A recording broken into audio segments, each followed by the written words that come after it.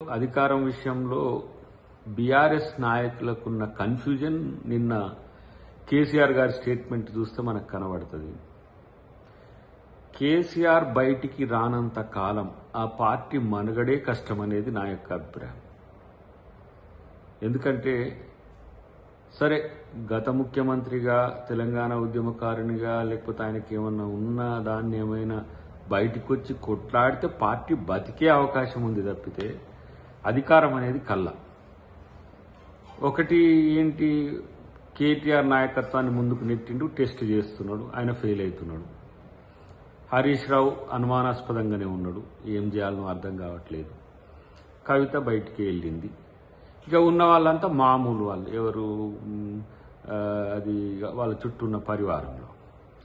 So ఇప్పుడు కేసీఆర్కి ఈ ఆశ రావడం అనేది ఆశ్చర్యం అనిపించకపోయినప్పటికీ కూడా కాంగ్రెస్ ఫెయిల్ అవుతుందనే నోషన్ను ఎస్టాబ్లిష్ చేసే పనిలో భాగంగానే కలిసిన వాళ్ళకి ఏదో ఒక స్టేట్మెంట్ ఇచ్చినట్టుంది. కానీ కేసీఆర్ బయటికి రాకపోతే మీ పార్టీని ఆల్మోస్ట్ ఆల్ ఎవరికో ఒకరికి మీరు దారదత్తం చేయాల్సిందే. అది బీజేపీకా లేకపోతే ఇంకా దేనికి చేస్తారో తెలియదు, లేకపోతే వివిధ రకాల రూపాల్లో వచ్చే వాటితో కలిసి బీఆర్ఎస్ పనిచేయాల్సిందే తప్పితే భవిష్యత్తు ఉంటుందని అయితే నేను అనుకోను.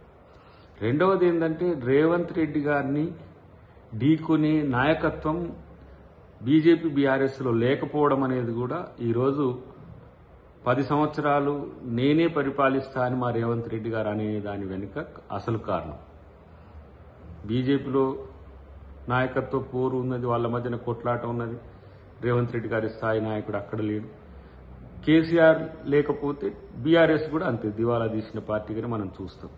కాబట్టి ఇవాళ అభివృద్ధి సంక్షేమాన్ని రెండు కళ్ళుగా ముందుకు తీసుకుపోవడం ఒక ఎత్తు అయితే, రాష్ట్రాన్ని మరో అడుగు ముందుకు వేసే విధంగా ఆయన చేసిన ఏదైతే ఈ గ్లోబల్ రైజింగ్ ఇది ఏదైతే సమ్మిట్ ఉందో దాని ద్వారా మన ప్రతిభ, తెలంగాణ ప్రతిభ ప్రపంచానికి తెలిసే అవకాశం ఉంటుంది.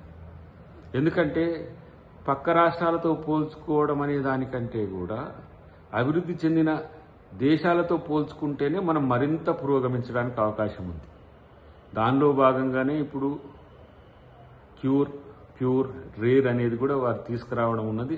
అది ఆ డాక్యుమెంట్స్ యొక్క గరిబని కనుక తెలుసుకోగలిగితే బీఆర్ఎస్ కానీ బీజేపీ కానీ what is the vision of the Revanth Reddy అనేది మీకు అర్థమవుతుంది. కాబట్టి ఊరికనే ఏదో పొలిటికల్ స్టేట్మెంట్స్ ఇచ్చేసి మేము ఇంకా మాకు ఆశలు ఉన్నాయి, మా ఆశలు అడి ఆశలు కాలేదు అనేటట్టుగా కేసీఆర్ మాట్లాడినా, బీఆర్ఎస్ మాట్లాడినా, లేదంటే బీజేపీ మాట్లాడినా, ఎవరు మాట్లాడినా